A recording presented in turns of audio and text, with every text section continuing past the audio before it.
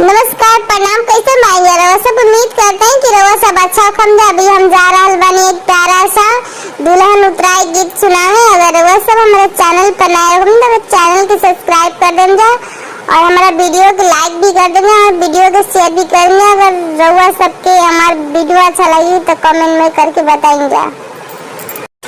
हाथ की